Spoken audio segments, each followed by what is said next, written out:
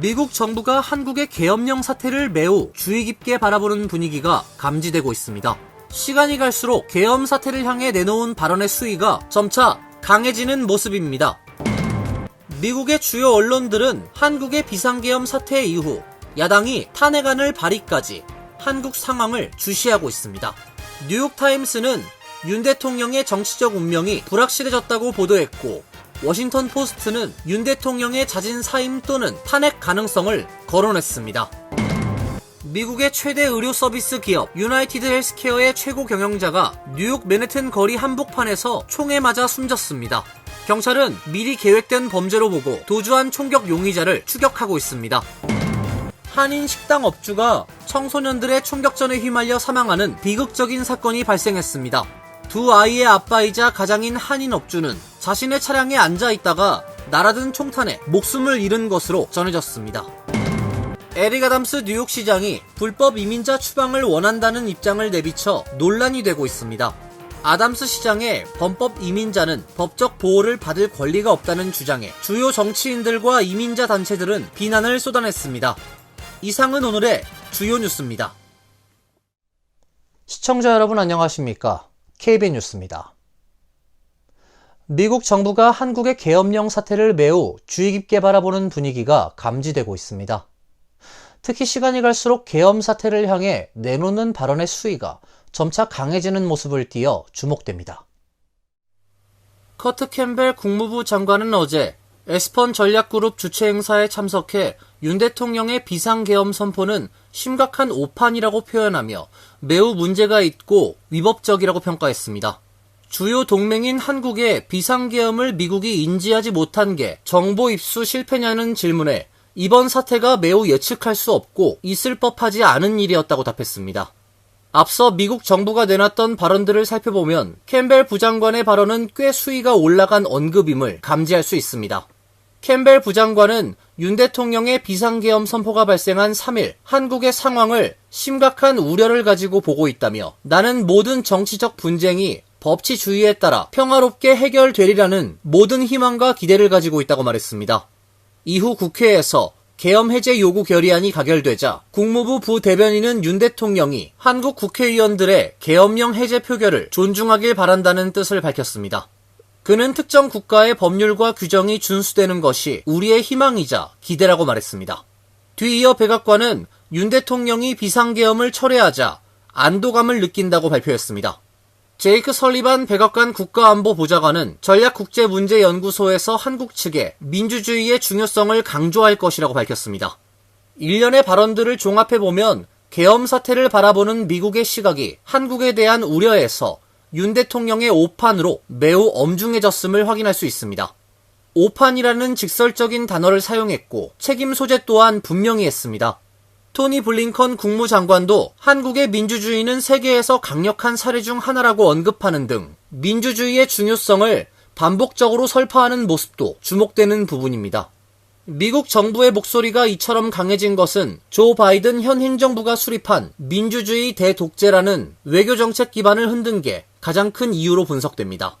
또 최대 동맹국 중 하나인 한국으로부터 이번 사태를 귀띔도 받지 못해 체면을 구긴 점도 미국 측의 강경 발언에 영향을 끼쳤을 것으로 보입니다. 미국의 주요 언론들은 윤석열 대통령의 비상계엄 사태 이후 야당이 탄핵안을 발의해 윤 대통령이 탄핵 위기에 직면한 한국 상황을 신속하게 보도하며 관심을 보였습니다. 뉴욕타임스는 윤 대통령의 정치적 운명이 불확실해졌다고 보도했고, 워싱턴 포스트는 윤 대통령의 자진 사임 또는 탄핵 가능성을 거론했습니다. 보도에 김태희 기자입니다. 뉴욕타임즈, 워싱턴 포스트, 월스트리트 저널 등 미국 주요 신문들은 지면 1면에 한국 비상계엄 관련 사진과 기사를 배치하며 주요 뉴스로 소개한 데 이어 온라인판을 통해 탄핵안 발의 상황을 전했습니다. 뉴욕타임즈는 계엄령을 시행하려는 윤 대통령의 과감한 수가 한국을 위기에 빠뜨린 후 야당 의원들이 윤 대통령 탄핵안을 제출하고 시위대가 그의 사임을 요구하면서 윤 대통령의 정치적 운명은 불확실해졌다고 보도했습니다. 뉴욕타임즈는 탄핵 관련 상세 절차와 여소야대인 한국 국회의석 분포를 소개했고 여당인 국민의힘 의원들이 탄핵안에 전원 반대표를 던질 경우 탄핵안이 가결될 수 없다고 소개했습니다. 워싱턴 포스트는 탄핵안 발의에 대해 비록 상당히 많은 장애물이 있지만 윤 대통령의 정치적 미래가 불확실한 것은 분명하다며 자진 사임 또는 탄핵에 의한 축출 등 향후 전개될 수 있는 상황을 거론했습니다. 월스트리트 저널은 탄핵안 발의에 대해 미국의 가까운 동맹국에 더 큰 정치적 불안정을 야기했다며 지금 윤 대통령의 운명은 계엄령 발동이 정당화될 수 있느냐는 법적인 질문에 달려있다라고 보도했습니다. ABC 뉴스는 윤 대통령의 계엄 선포는 그의 정치적 미래에 대한 의문을 유발했다고 했고 NBC는 야당 주도로 한국의회가 신속하게 계엄 해제 결의안을 가결한 사실과 2021년에 연방의회 탄핵안 절차가 수주의 시간이 소요된 끝에 결국 부결로 마무리된 상황을 대조하기도 했습니다. KBS 뉴스 김태희입니다. 한국의 비상계엄 사태에 세계가 충격을 받고 있는 가운데 미국에서도 이런 사태가 발생할 수 있을지에 대한 보도가 나왔습니다. 취임을 앞둔 트럼프 대통령 당선인이 공공연히 권위주의적 성향을 내비치는 것에 대한 우려가 반영된 것으로 풀이됩니다. 워싱턴 포스트는 대한민국 대통령이 계엄령을 선포했다. 미국에서도 그럴 수 있을까라는 제목의 기사에서 헌법 전문가들을 인용해 미국은 대통령이 계엄을 선포할 권한이 없지만 시민 자유를 제한하기 위해 특정한 방법을 사용할 수 있다고 보도했습니다. 워싱턴 포스트에 따르면 주지사는 주의 계엄령을 선포할 권한이 있지만 대통령은 그럴 권한이 없습니다. 다만 하베아스 코퍼스를 중지해 시민의 자유를 제한할 수 있습니다. 하베아스 코퍼스란 구금된 이들이 자신의 구금이 합법적으로 이루어졌는지를 법원에 물을 수 있는 권리입니다. 이를 제한하면 정부는 체포의 정당성을 설명할 필요가 없어집니다. 미국의 헌법은 하베아스 코퍼스를 중단하기 위한 조건으로 반란이나 침략 시기 등 공공안전을 위해 필요한 경우로 제한하고 있습니다. 미국에선 2001년 9.11 테러 이후 관타나모 수용소 수감자들에 대한 하베아스 코퍼스를 중단한 적이 있습니다. 또 반란법을 발동할 수도 있습니다. 이 법은 대통령이 비상사태 시 법 집행을 위해 군대를 소집할 수 있는 권한을 부여합니다. 주 방위군을 동원해 시위 등을 해산시킬 수도 있습니다. 실제로 2020년 흑인 남성 조지 플로이드가 백인 경찰의 과잉 진압으로 목숨을 잃은 뒤 시위가 거세지자 트럼프 당시 대통령은 시위대를 해산시키기 위해 주 방위군을 투입한 바 있습니다. 미국 역시 한국과 마찬가지로 의회 과반수 찬성으로 이를 무효화할 수 있습니다. 윤석열 대통령의 탄핵을 촉구하는 시국 집회가 어제 뉴욕 총영사관과 뉴욕 유엔 본부 앞 등에서 열렸습니다. 참석자들은 윤 대통령의 퇴진을 촉구했습니다. 윤석열 불법계엄 규탄 및 즉각 탄핵 촉구 미주동포 비상행동 소속 20여 명의 한인들은 맨해튼 유엔 본부 청사 앞에서 집회를 열고 계엄을 선포했다가 해제한 윤 대통령에 대해 민주주의와 헌정 질서를 파괴했다며 탄핵을 촉구했습니다. 참가자들은 집회에 앞서 맨해튼의 주 뉴욕 한국 총영사관 앞에서 유엔 본부까지 불법 계엄 규탄 등의 피켓을 들고 가두 행진을 벌이기도 했습니다. 노두돌, 코리아 피스나우 풀뿌리 네트워크 등 다른 한인 단체들도 어제 오후 뉴욕 총영사관과 LA 총영사관, 샌프란시스코 연방빌딩 앞 등지에서 집회를 개최하고 윤석열 대통령의 퇴진을 촉구했습니다. 미국의 최대 의료 서비스 기업 유나이티드 헬스케어의 CEO가 뉴욕 맨해튼 거리 한복판에서 총에 맞아 숨졌습니다. 경찰은 미리 계획된 범죄로 보고 도주한 총격 용의자를 추격하고 있습니다. 유나이티드 헬스케어의 최고 경영자 브라이언 톰슨은 어제 오전 6시 46분경 맨해튼 미드타운에서 걸어가던 중 총격을 받아 사망했습니다. 톰슨은 투자자 컨퍼런스에 참석하기 위해 미드타운 밀튼 호텔로 향하던 길이었습니다. 신고를 받고 출동한 구급대원들이 중태 상태인 톰슨을 마운트 시나이 웨스트 병원으로 이송했으나 오전 7시 12분 결국 사망했습니다. 경찰 조사 결과 톰슨은 총 2발의 총을 맞았는데 한 발은 등에 맞고 한 발은 오른쪽 종아리에 맞은 것으로 파악됐습니다. 아직 범인은 잡히지 않은 상태이며 경찰은 살해 동기가 파악되지 않았지만 미리 계획된 표적 범죄라고 보고 있습니다. 경찰과 CCTV에 따르면 범인은 총격을 가하기 약 5분 전에 현장에 도착해 있었고 마스크를 한 채 톰슨에게 다가가 여러 차례 총격을 가했습니다. 사건 현장에선 9mm 실탄 3발과 탄피 3개, 휴대전화가 발견됐습니다. 범인은 도보로 도망치다가 전기 자전거를 탔고 센트럴파크에서 마지막으로 목격된 것으로 전해졌습니다. 경찰은 신고자에 대한 포상으로 $10,000를 지급하겠다고 밝힌 상태입니다. 톰슨의 아내 폴렛 톰슨은 그간 남편에 대해 몇몇 위협이 있었다면서 자세한 내용은 모르지만 그저 그가 자신을 위협하는 사람들이 있었다고 말했다는 것만 안다고 밝혔습니다. 유나이티드 헬스클럽은 성명을 통해 매우 슬프고 충격을 받았다며 애도했습니다. 톰슨은 2004년 유나이티드 헬스클럽에 입사해 2021년 4월 유나이티드 헬스케어의 CEO로 임명됐습니다. 한인 식당 업주가 자신의 업소 앞에서 벌어진 청소년들의 차량 간 총격전에 휘말려 피격 사망하는 비극적인 사건이 발생했습니다. 두 아이의 아빠이자 가장인 한인 업주는 자신의 차량에 앉아 있다가 날아든 총탄에 목숨을 잃은 것으로 전해졌습니다. 테네시주 내슈빌 메트로 경찰국에 따르면 지난달 24일 오후 11시께 안티오크시 밀크립 빌리지 쇼핑센터 내에서 치킨 식당 핫스터프를 운영하던 39세 한인 주아랑 씨가 청소년들의 차량 간 총격전에 휘말려 피격 사망했습니다. 지역 언론 WSMV 보도에 따르면 주 씨는 식당을 나와 자신의 폭스바겐 차량에 탑승한 상태에서 가슴에 총을 맞았고 그 충격으로 차량이 급가속하며 인근에 위치한 치과 사무실로 돌진했습니다. 이 사고로 치과 사무실도 심각한 피해를 입은 것으로 전해졌습니다. 숨진 주 씨는 몇 년 전 내슈빌로 이주해 매운 치킨을 전문적으로 판매하는 식당을 운영해 왔으며 아내와 2살과 4살 두 자녀를 둔 가장입니다.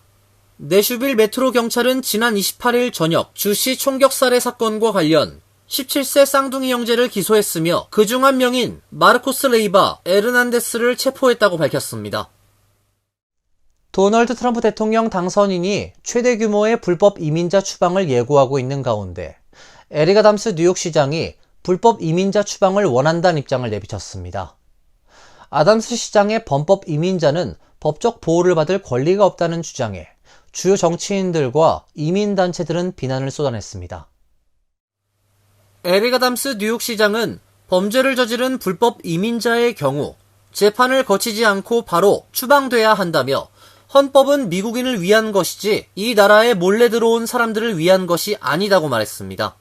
아담스 시장은 뉴욕시에서 범죄를 저지른 사람들을 다룰 때 어떤 단체와도 협력할 수 있어야 한다고 밝히며 트럼프 당선인의 이민 정책에 동의하는 입장을 취했습니다. 아담스 시장은 공무원이 연방 이민당국 요원에게 협조하는 것을 제한하는 뉴욕시의 피난처 규정을 축소하고 싶다는 의사를 밝혔습니다. 아담스 시장의 이 같은 발언에 비난이 잇따르고 있습니다. 뉴욕 이민자 연맹은 시장의 발언은 헌법적 권리에 대한 기본적인 이해 없이 시민들을 위협하는 것이라고 비난했고 주마니 윌리엄스 뉴욕시 공익옹호관도 시장이 자신의 사법 리스크를 벗어나기 위해 이민자들을 희생양으로 삼으려 하는 것이라고 주장했습니다.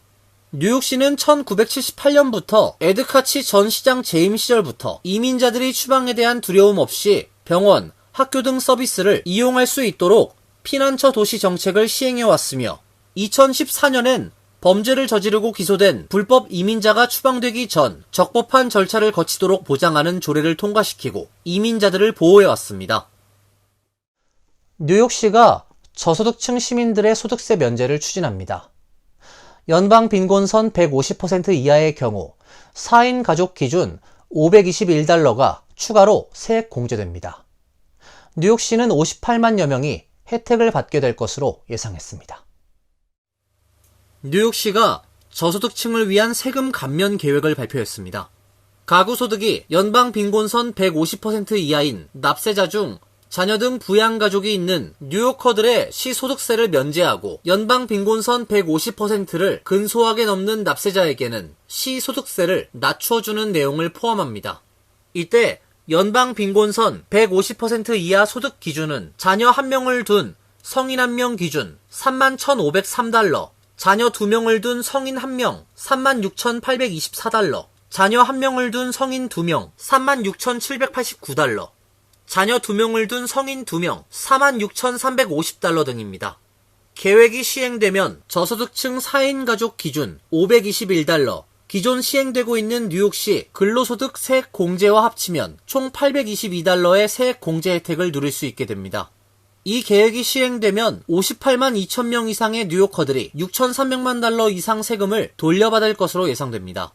아담스 시장은 해당 계획을 2025에서 2026 회계연도 뉴욕주 예산안의 일부로 제안할 예정입니다. 이어서 간추린 소식입니다. 주한 미국 대사관이 비자 발급 등 영사 업무를 재개했습니다. 주한 미국 대사관은 오늘 X에 정규 영사 업무를 재개했다라고 밝혔습니다. 주한 미국 대사관은 지난 4일 윤석열 대통령의 비상계엄 선포 사태에 따라 자국민을 대상으로 경보를 발령하고 비자 발급 등 영사 업무를 중단했었습니다.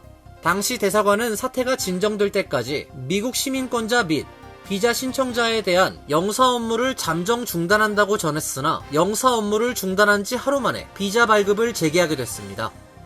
지난 11월 5일 치러진 연방의회 선거 결과가 최종 확정됐습니다. 투표 실시 28일만으로 캘리포니아주의 연방 하원 제13구에서 민주당 후보가 10만 5,554표를 얻어 공화당 현직 의원을 187표 차로 물리쳤습니다. 이로써 435석의 연방 하원은 공화당 220석 대 민주당 215석으로 확정됐습니다. 공화당은 다수당 지위를 유지했으나 과반선 218석을 2석 넘겼습니다. 연방 상원은 공화당 의석이 4석 늘어났습니다. 총 의석 배열이 공화당 53석 대 민주당 47석으로 바뀌었습니다. 미주 한인 역사상 최초의 연방 상원 의원에 당선된 앤디 김 연방 하원 의원이 오는 9일 연방 상원 의원에 조기 취임합니다. 지난 여름 술해 혐의 등으로 자진 사퇴한 로버트 메넨데스의 올해 말까지 자녀 임기를 채울 임시 의원으로 임명된 조지 해미가 오는 8일자로 사임을 하겠다고 발표했기 때문입니다. 이에 따라 필 머피 뉴저지 주지사는 9일 앤디 김 의원을 새로운 연방 상원 의원으로 임명할 예정입니다. 따라서 김 의원은 새로 선출된 다른 연방 상원 의원 당선자보다 한 달 앞서 조기 취임하게 됐습니다. 뉴욕의 록펠러 센터 크리스마스 트리가 불을 밝혔습니다. 록펠러 센터는 어제 23m 높이의 노르웨이 가문비 나무에 5만여 개의 LED 램프와 300만 개의 크리스탈이 장식된 스와로브스키 별 모양의 조형물을 설치하고 점등식을 했습니다. 록펠러 센터 크리스마스 트리는 내년 1월 중순까지 뉴욕 시내를 환하게 밝힌 뒤 국제주거복지 비영리단체 헤비타드의 목재로 기증될 예정입니다. 환율과 증권 소식입니다.